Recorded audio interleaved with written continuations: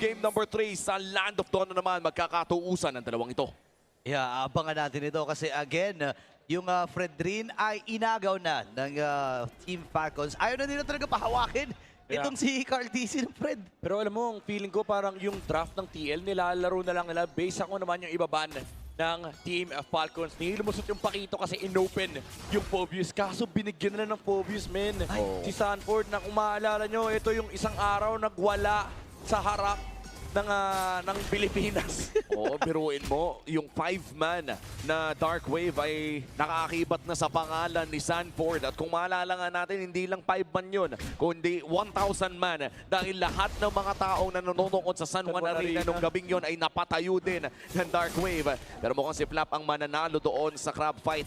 Kaya naman pwede natin ma-expect sa first turtle ay may kalamangan ng Team Falcons. Alam mo, pakiramdam ko, madadagdagan pa kayo yung numero na yan kasi yung mga nanonood din sa bahay ay napatalon din mula doon sa Dark Wave na yun. Pero bibit-bitin ito si Ogwen at pinararamdam lang ni Haji yung hapdi at sakit ng isang Eve, lalo na sa early. Oh, and ito rin yung pick na nakita natin na maganda sa kamay ni Haji kahapon. Yeah, and ito yung dahilan kung bakit nakakakuha sila ng mga magagandang team fight. And especially now, it's in a matchup against the Zushin. Kahit yung Super Friend, yung Zushin ni Super Friends, kahapon ay nahirapan. Ang question is, anong itsura ng Zushin naman ni Sanji na ngayon ay naka-sprint, by the way.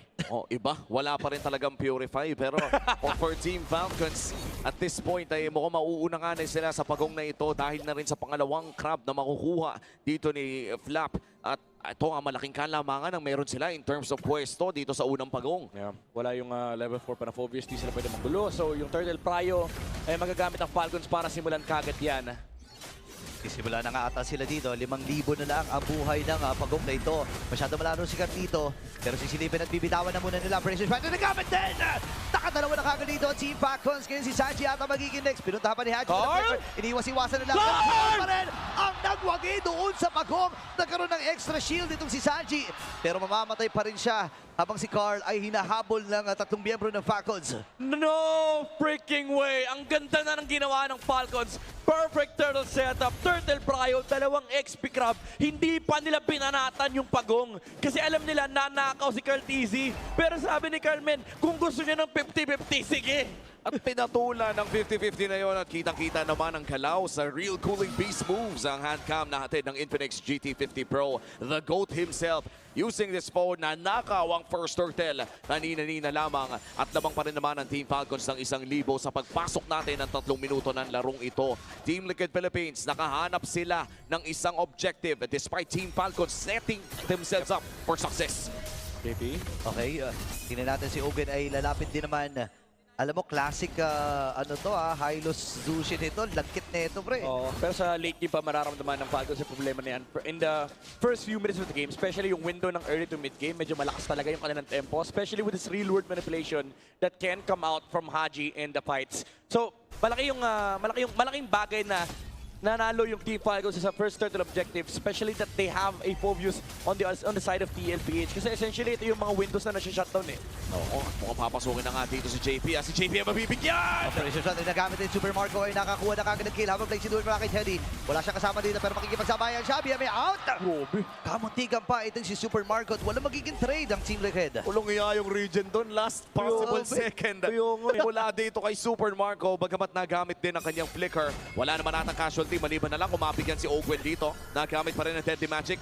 Buhay ang roamer ng Team Falcons. Lamang pa rin sila ng lagpas 1,000 papasok ng pangalawang pagong. Paano po protektahan ang objective na ito? Well, kailangan talaga mauna yung magkabilang team doon sa pagong. Sino man yung makakauna sa mga bush, malaking bagay yan. Even itong Zushin na usually kaya mang zone mag-isa sa turtle, ay may hirapan kasi may Eve na nakapasok dito sa river pero nirarush siya. Alam nila wala si Carl TZ dito. Oo nga, Previous Fighter ginamit din kagad. Bababa sa 5K yung buhay ng pagong na ito.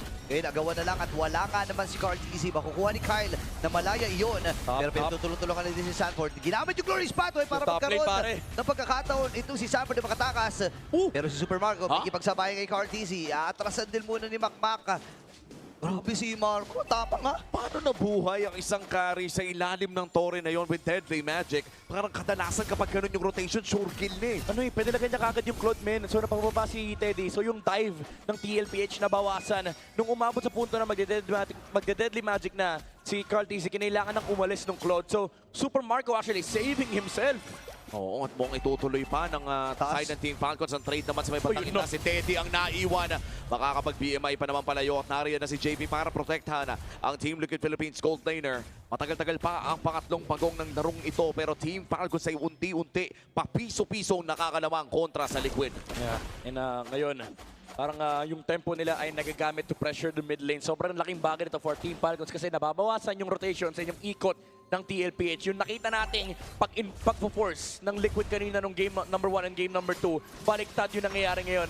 Team Falcons naman, yung may capacity mag-force. Pero si ano dito Sanji, hawak niya na naman yung river. Okay, iwas din naman siya. Pero may threat yan ha. Pwede pumasok si Ogun any moment. Haji, nakatabay din. Available ang karamihan or halos lahat ng mga battle spells dito ng Falcons.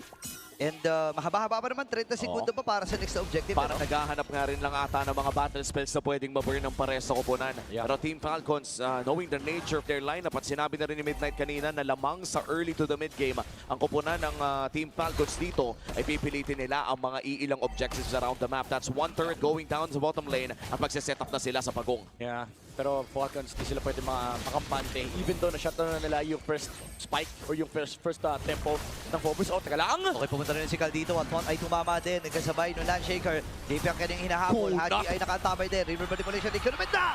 At makakapatay ito si Haji ngayon si Sanford na pinupuntahan nila. Mont ay tatama muli. Nagtatalo din si Sanford. Pupuntahan niya si Super Marco pero mahapdi na rin ang agad. Apat na miyembro ang kumatay sa kanya. Sabay may available pa na pagong na pwede nilang patunguhan. Yeah, this time ang hirap nung ginawa na ni Sanford nung isang araw kasi may carry silang katapat. So may shred for Team Falcons. Ang dami ring stun. In fact, kahit yung Eve tsaka Fredrin lang parang wala nang galawan kasi pag pinasok mo dyan yung carry, 2 seconds lang, enough na yun para makapatay sila ng isa. Even yung Hylos kanina naramdaman yung shred na meron dito yung Team Falcons. Oo, parang nasa langit ka pa lang bilang Phobius na binibira ka na ng carry. Alam mo na hindi ka talaga bababa ng hindi duguan. Team Falcons, dumoble ang kanilang gold lead 2 minutes ago, now on 4K for Team Liquid Philippines. Ito ang unang beses na tinapatan nila ang Team Falcons na by 7 minutes ay hindi sila lamang. Silipin natin ang ating Infinix in-game equipment. Mukha namang may panagot na sila doon sa attack speed ng carry pero hindi pa rin kasi kayang indahin ng todo-todo. Yeah, ang problema dito again, Liquid, they lost out on all the checklist kung bakit lumalakas yung kanilang mga heroes. Yung Phobius na nawalan ng first turtle, yung Harley na hindi makaharap ng pick-off kasi ang daming frontliners ng Team Falcons. Now it becomes a Claude game. Kailangan nilang patabain yung Claude ni Teddy. Oo, matagal-tagal na rin naman nilang ginagawa ito yung Teddy Claude na nakita natin during the regular season ng paulit-ulit. Depensa sa mid lane ng kanilang magiging call at madedepensa naman nila ang tore na yon. So far, hindi pa rin nakakahanap ang Team Liquid Philippines ng una nilang kill sa larong ito at papalapit na po tayo sa 10-minute mark. Si Teddy ay makikita muli ni Kyle at nang Bobrusco na nga si Kyle Love na kanilang gubat. Pinapahirapan talaga yung itaas pero dito sa gitna may nagaganap din.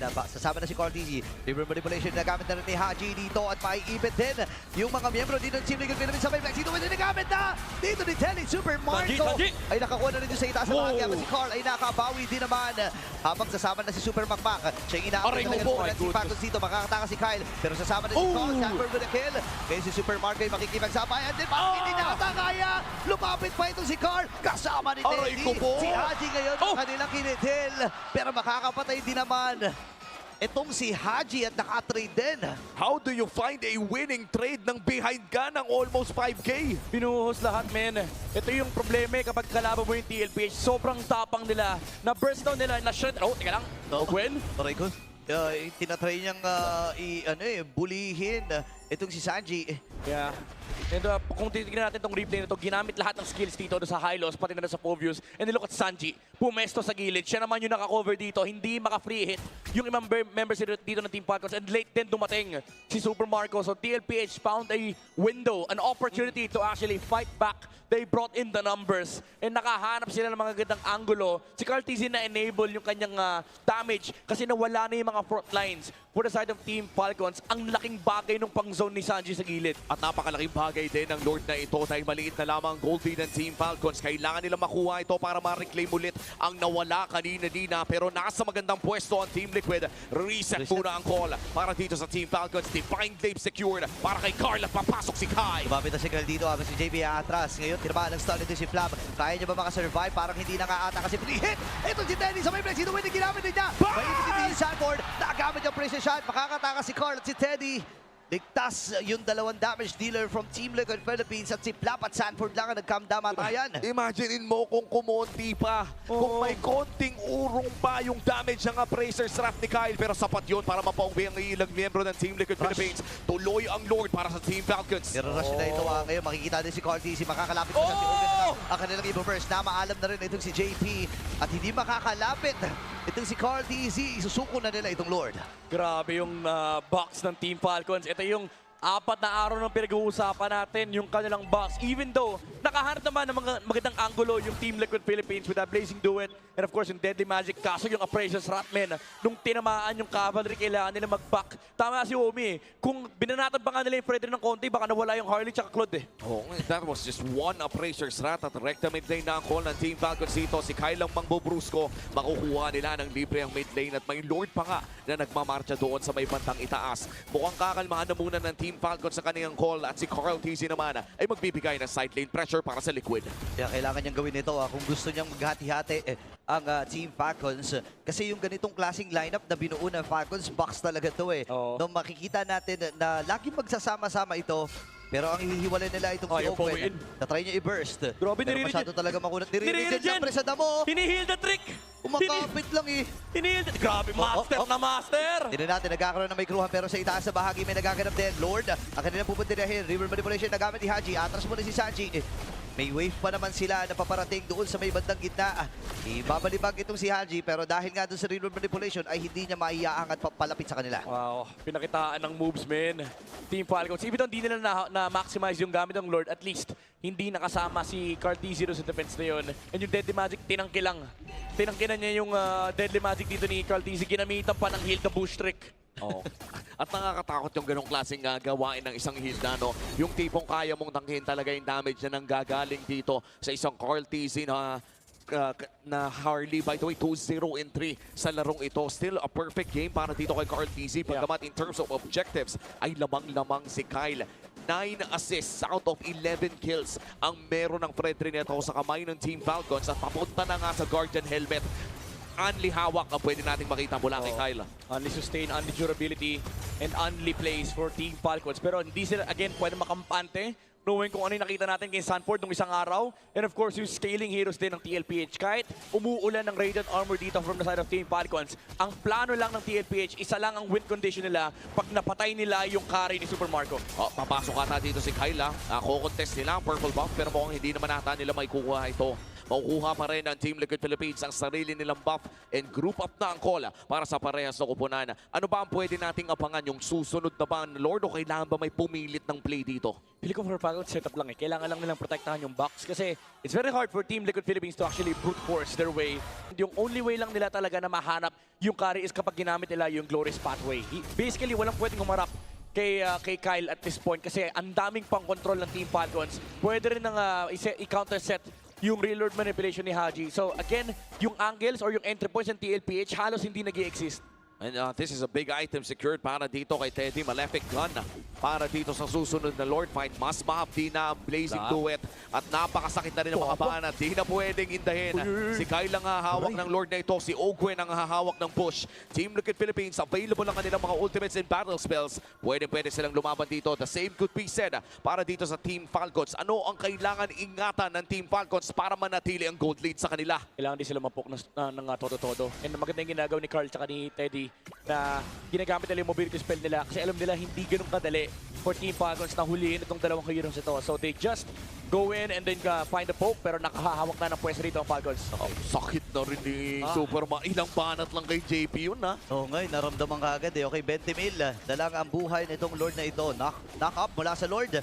Pero sinasamantala na ni What's Sanji heal? ang kanyang pagkakataon na bitbit. Oh my God! At si Cortez nagwagi dun sa Lord. Hinahabol nila dito si Super Marco pero si Sanji mabubuhay pa rin mabibigit. Teddy! At si Teddy pumasok Off namin. Ito nagamit din Purify as well. Makaka-BMA out. Si Kai ngayon yung naghahabol. Si Ogun ay pupuntahan na rin ata itong si Cortez. Pero makakahinga ang Team Liquid. Dalawa man ang namatay sa kanila. Nakuha naman nila yung Lord. Wow, the timing coming in from the Dark Wave and Retribution. Yeah. Team Liquid pa rin ang nakakuha. Tsaka hindi ata bumanat si Cartesi. Again, mas mataas yung Aray ko po! The outplay! Hindi man lang namalaya ni Cortez yung ginawa ni Super Marco dun, pre. Sino ba naman kasing gagawa nun? Sino? Naalala ko tuloy, yung Beatrix niya nung dumaan si Albert dun sa may bandang baba. Sa baba? Oo. The $1 million shotgun at ngayon naman, ito yung papakita niya. Saan ka nakakita, men? Only in the Philippines. Nakumar si The GOAT. Oh my God. And that, just like that, Team Falcons, nadepensahan nila ang Lord na nakuha ng Team Liquid Philippines. At sila pa ang uopesa. River Manipulation na gamit na kasabay ng Crimson Beacon. Sabi ni JP, sige, try nating Aray ko lumaban po! din. Pero Aray! napakahandi na ni Makmak. Mabibigit si Kyle, pero the-dash out lamang siya. Ultimo itong si JP Pre, hindi na kaya yung mga shuriken dito ni Marco. Unang silip, idlip. Oo, men. ito yung inaabangan natin kanina pa, pinag-uusapan natin to, men. Tapang lang, tapang at puso para sa Team Falcons. Again, kung ikaw yung tatanungin ko, sinong gumagawa nun, men? Yung carry nasa delikadong pwesto, walang check push, sabi niya may tataan dito. Oo, imagine mo, feeling ko kahit si Carl Tizzy ay matatawa sa ganong klase kasi hindi mo i-expect in a grand finals like this. Kung sakaling nauna, kung balik na rin natin ang sitwasyon Yeah. na may Harley doon at may dumaan na carry, ganun na ganun din yung magiging itsura Oo. ng kaganapan. Kahit anong pangalan ng mga player, gano'n na gano'n yung mangyayari. And ito yung magandang ginagawa ngayon ng Team Falcons. Yung calculation nila, mas malalim na. Kumbaga, for TLPH, hindi na pwedeng isipin nila na ito lang yung gagawin ng Team Falcons kasi ganito sila maglaro. Ito yung macro nila. Kailangan na nilang isipin na ang tatapang na nung kalaban nila ngayon. Oo, kailangan din kasi ng konting asim eh. Alam nyo naman, kapag ganitong klaseng grand finals, nagkakabasahan na talaga ang mga top teams natin. Kailangan may bago, kailangan may konting, anong tawag Flavor. doon? Konting Flavor. konting flavor. Konting spice. Konting spice na idadagdag mo sa mga nakasanayan na estratehiya at 20 seconds na lang bago lumabas ang susunod na Lord, which is, as of now, hindi pa naman evolved Lord, pero pag sinayaw yan, ay aabot tayo sa puntong iyon. Dito na magkakalabasan ng matinding Lord Dance. Especially now that we see the map, parehas lamang. Walang advantage doon sa opposite lane. Yung long lane, well, may konti yung Team Falcons kasi imposibleng mas slow push sila. Oo. Pero basically, kung usapang patagalan, hindi naman mga problema itong dalawang team na to. Oo, parang sa tingin ko lang ng kalamangan dito ng Team Liquid Philippines ay pwede silang magpadala ng either Claude or Harley doon sa side lane sa mas mabilis nakakabalik. Yes, kaso may Thor din yung Falcons sa ibaba. So, again, hindi ganun kalaking problema yon for both sides, JP. Kasi sila dito. Yung pokes, ang kailangan alalahanin dito ng Team Falcons. Teka lang, mukhang i-reset na naman ito ni Kyle. Pahinga muna tayo dahil parehas magaling. Uy, binaburst! At binurst na ata ni Teddy dito. Hinahawakan. Binaburst! Ipiburst na nga nila! Yun ang ata magiging desisyon dito. At at si Kyle ang magwawagi. Pero sabi ng Team Liquid Philippines, sige, try natin sa Kyle. Teddy! Nabagsak yung kanyang precision shot. Pero si Teddy pumasok na rin. Ang River Manipulation. Marco! Galing kay Haji makakatakas. Itong si Carl. Habang si Sanford ay pumasok din. Super Marco with a double. Pero meron siyang ibang target dito at mapapop na rin. Ito! Ogen with a kill. Yung tamang tao pa ang namatay. Dalawa na lang. Carl! Oh my God! Si Super Marco ang kanyang napili. Hindi umabot yung Winter Crown. Makakatakas din si Sanji at makapag-recall. Oo, pero makakauwi si Carl, si Sanji at si Carl ang aatasang dumepensa dito sa mid lane at marami pang buhay sa Team Falcons. Delikado sa ata sila dito. Yung wave lamang ang pinupuntiryahan. Oh, Dito nahila. ni Carl DC. Mahahatak muli the Team Liquid Philippines ito. Ayun na! Ginagalawan na lang talaga nila pero mamamatay na! Itong si Sanji! At tagumpay ang pagdepensa ng Team Liquid Philippines. Buhay na si JP. Nabuhay na. Nabuhay na si JP at aatrasan na muna ng Green. Oh my God! Yung pag-force ng TLPH nung sa Lord, 50-50 kung 50-50. Pero Team Falcons was able to secure the Lord for themselves. Super Marco with good positioning. But even then, after that, sabi ni Carl, Marco, paganti lang isa. At mamapanood natin sa replay kung paano nga pa pumuesto ang Team Falcon sa laban na iyon. Good retribution coming in from Kyle. But look at Super Marco. Ang daming naghanap sa kanya dito. Ang daming nagsubok na patayin siya. But a timely wind of nature plus a flicker puts him in a great place. At nakabuli pa ata ng immortality habang nangyayari ang lahat ng yun. Yeah, tsaka kailangan din natin bigyan ng commendation dito si Flap. Yung mga land shaker niya kanina pa maganda yung tinatamaan. In fact, nung previous team fight, tinamaan niya ng land shaker si Teddy. And I think it's the same scenario dito sa larong to. Tinamaan niya rin ng land shaker si Teddy after the Winter Crown. So nahirapan siyang pumesto dito for the Claude. And after that, nung ginamit niya na yung BMI pabalik, wala na siyang pang re-engage. And dun siya hinabol ni Ogun with the flicker. Kaya naman nawala yung Claude. But again, Carteezy finding the carry behind the lines. Sobrang importante nun kasi kung hindi niya napatay yung carry, may puntos na ang Team Falcons. That's true. And that's one of the main reasons as to why he's the GOAT. Ang nahanap niya talaga. Why is the GOAT? Nahanap niya yung mga plays na kailangan mahanap. Pero sa ngayon napaparating na ang susunod na Lord. Team Falcons pa rin ang may hawak ng kalamangan. Kung tutuusin, napakaganda ng laro na pinapakita ni Haji at ni Super Marco sa larong ito. Super Marco in this series, kung sakaling mapapagsak nila ang Titans na Team Liquid Philippines, ay para bang mag-a-ascend into godhood in gold lane. Dahil kakalabanin niya ang apat na horsemen with Teddy as the rookie. And sisimulan na nga ng Team Falcons ang Lord na ito. Reset ang kanilang call dahil lamang sila sa mga lane. Kita mo yung dalawang ways of treating this Lord fight. Falcons gusto nila i-reset. TLPH, they wanna brute force. Yeah, gusto-gusto ata nila to pero si JP ang napupuruhan. Napapababa ng unti-unti yung kanyang buhay. River Manipulation ay bibitawan na kagad. Pero ang si Kyle ang magwawagi. JP ang may ipit. Nakaplay si Super Makmak pero sa likod na bahagi si Carteezy. Pinuntahan si Haji. Mabubuhay din naman siya pero napakakati talaga si Super Marco. Nagamit niya rin yung Wind of Nature. And this time may buhay pa rin si Carlito. Pero nandiyan si Flap. Kyle ngayon ay naghahabol. Sa likod na bahagi si Ogun ay pinuntahan na rin kagad si Carteezy. Tapos si Super Marco ataka nila pupuntahan. Teddy makikipagsabayan na. Wala siyang BMI. At mamamaalam din siya. Carteezy and Sanford na lang ang natitira. Pero hinahabol pa si Ogun ha. Ogun hindi ata sapat ang kanyang movement speed. Pero si Sanford ay tumedepensa na. Siya mauutihan at yung Lord ay nagmamarcha na. Kailangan lang kumapit dito ng Team Liquid Philippines pero napakaraming reinforcement mula sa Team Falcons. Mamamaalam din si Carlito at 2-1 ang